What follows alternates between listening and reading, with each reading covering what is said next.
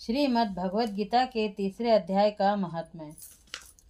श्री भगवान कहते हैं, प्रिय जन, स्थान में एक जड़ नामक ब्राह्मण था जो कौशिक वंश में उत्पन्न हुआ था। उसने अपना जाति धर्म छोड़कर बनिए की वृत्ति में मन लगाया। उसे पराई स्त्रियों के साथ व्यभिचार करने का व्यसन पड़ गया था। वह सदा जुआ खेलता, शराब पीता और शिकार खेलकर जीवों की हिंसा किया करता था। इसी प्रकार उसका समय बीतता गया। धन नष्ट हो जाने पर वह व्यापार के लिए बहुत दूर उत्तर दिशा में चला गया। वहाँ से धन कमाकर घर की ओर लौट रहा था। बहुत दूर तक का रास्ता उसे तय कर लिया था। एक दिन सूर्यास्त हो जाने पर जब दसों दिशाओं में अंधकार फैल गया, तब एक वृक्ष के नीचे उसे लुटेरों ने धर दबाया और शीघ्र ही उसके प्राण ले लिए। उसके धर्म का लोप हो गया था, इसलिए वह एक बड़ा प्रेत बना। उसका पुत्र बड़ा धर्मात्मा और वेदों का विद्वान था। उसने अब तक पिता के लौट आने की राह देखी। जब वे नहीं आए तब उनका पता लगाने के लिए वह स्वयं भी घर छोड़कर चल दिया। वह प्रतिदिन खोज करता, मगर राहगीरों से पूछने पर भी उसे उनका कुछ समाचार नहीं मिलता था। तदनंतर एक दिन एक मनुष्य से उसकी भेंट हुई जो उसके पिता का सहायक था। उससे सारा हाल जानकर उसने पिता की मृत्यु पर बहुत शोक किया। वह बड़ा बुद्धिमान था। बहुत कुछ सोच विचार कर पिता का परलौकिक कर्म करने की इच्छा से आवश्यक सामग्री साथ ले उसने काशी जाने का विचार किया। मार्ग में 7-8 मुकाम डालकर वह 9वें दिन उसी वृक्ष के नीचे जा पहुंचा जहां इसके पिता मारे गए थे। उस स्थान पर उसने संध्योपासना की और गीता के तीसरे अध्याय का पाठ किया। इसी समय आकाश में बड़ी भयानक आवाज हुई। उसने अपने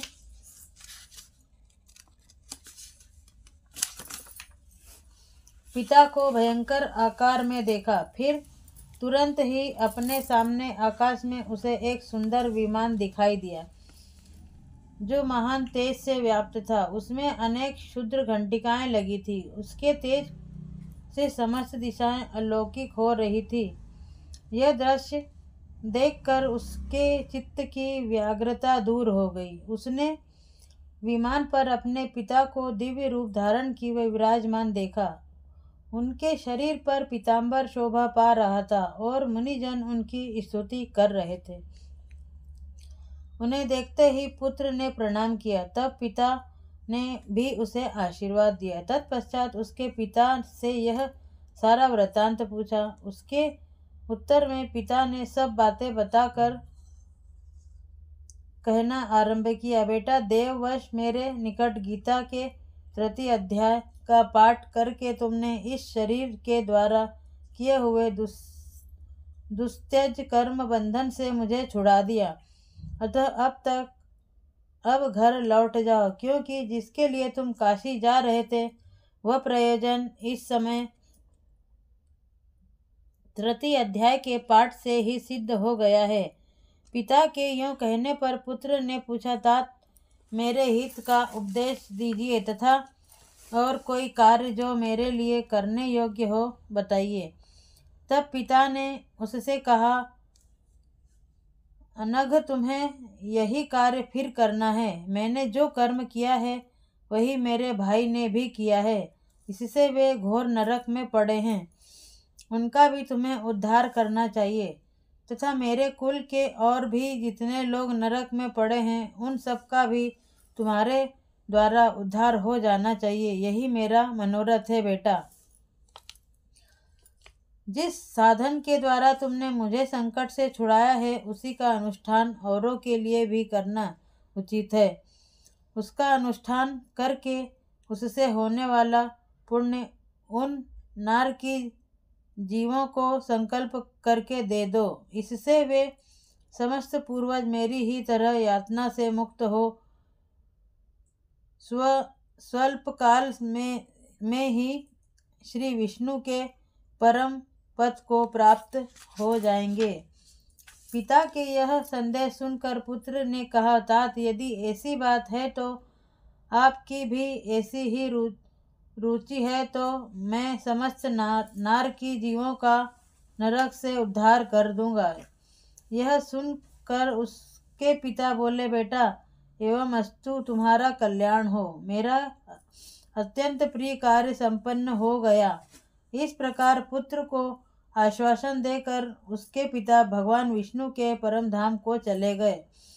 तत्पश्चात वह भी लौटकर जन स्थान में आया और परम सुंदर भगवान श्री कृष्ण के मंदिर में उसके समक्ष बैठकर पिता के आदेशानुसार गीता के 3 अध्याय का पाठ करने लगा। उसने नारकी जीवों का उद्धार करने की इच्छा से गीता पाठ जनित सारा पुण्य संकल्प करके दे दिया। इसी बीच में भगवान विष्णु के दूत यातना भोगने वाले नारकी जीवों को छुड़ाने के लिए यमराज के पास गए। यमराज ने नाना प्रकार से सत्कारों से उनका पूजन किया और कुशल पूछी। वे बोले, धर्मराज, हम लोगों के लिए सब और आनंद ही आनंद है। इस प्रकार सत्कार करके पितृलोक के सम्राट परम बुद्धिमान यम ने विष्णु दूतों से यमलोक में आने का कारण पूछा। तब विष्णु दूतों ने कहा, यमराज, शेष शैया पर शयन करने वाले भगवान विष्णु ने हम लोगों को आपके पास कुछ संदेश देने के लिए भेजा है। भगवान हम लोगों के मुख से आपकी प्रशंसा कुशलता पूछते हैं और यह आज्ञा देते हैं कि आप नरक में पड़े हुए समस्त प्राणियों को छोड़ दें। अमित तेजस्वी भगवान विष्णु का यह आदेश सुनकर यम ने मस्तक झुकाकर उसे स्वीकार किया और मन ही मन कुछ सोचा। तत्पश्चात मंदोमंथ नारकी जीवों को नरक से मुक्त देखकर उनके साथ ही वे भगवान विष्णु के वास स्थान को चले। यमराज श्रेष्ठ विमान के द्वारा जहाँ क्षीर सागर है वहाँ जा पहुँचे। उसके भीतर कोटि कोटि सूर्यों के समान कांतिमान नील कमल दल के समान श्याम सुंदर लोकनाथ जगद गुरु श्री हरि का उन्होंने दर्शन किया। भगवान का तेज उनकी शैया बने हुए शेषनाग के फणों की मणियों के प्रकाश से दुगना हो रहा था। वे आनंद युक्त दिखाई दे रहे थे। उनका हृदय प्रसन्नता से परिपूर्ण था। भगवती लक्ष्मी अपनी सरल चितवन से प्रेम पूर्वक उन्हें बार बार निहार रही थी। चारों ओर योगी जन भगवान की सेवा में खड़े थे। उन योगियों की आंखों के तारे ध्यानस्थ होने के कारण निश्चल प्रतीत होते थे। देवराज इंद्र अपने विरोधियों को परास्त करने के उद्देश्य से भगवान की स्तुति कर रहे थे। ब्रह्मा जी के मुख से निकले हुए वेदांत वाक्य मूर्तिमान होकर भगवान के गुणों का गान कर रहे थे। भगवान पूर्णतः संतुष्ट होने के साथ ही समस्त योनियों की ओर से उदासीन प्रतीत होते थे। जीवों से जिन्होंने योग साधन के द्वारा अधिक पुण्य संचय किया था, उन सबको एक ही साथ वे कृपा दृष्टि से निहार रहे थे। भगवान अपने स्वरूप अखिल चराचर जगत को आनंदपूर्ण दृष्टि से आमोदित कर रहे थे। शेष नाग की प्रभा से उदासित एवं सर्वत्र व्यापक दिव्य विग्रह धारण किए नील कमल के सदृश श्याम वर्ण वाले श्री हरि ऐसे जान पड़ते थे मानो चांदनी से घिरा हुआ आकाश सुशोभित हो रहा हो। इस प्रकार भगवान की झांकी करके यमराज अपनी विशाल बुद्धि के द्वारा उनकी स्तुति करने लगे। यमराज बोले, संपूर्ण जगत का निर्माण करने वाले परमेश्वर, आपका अंतःकरण अत्यंत निर्मल है। आपके मुख से ही वेदों का प्रादुर्भाव हुआ है। आप ही विश्व स्वरूप और इसके विधायक ब्रह्म हैं। आपको नमस्कार है। अपने बल और वेग के कारण जो अत्यंत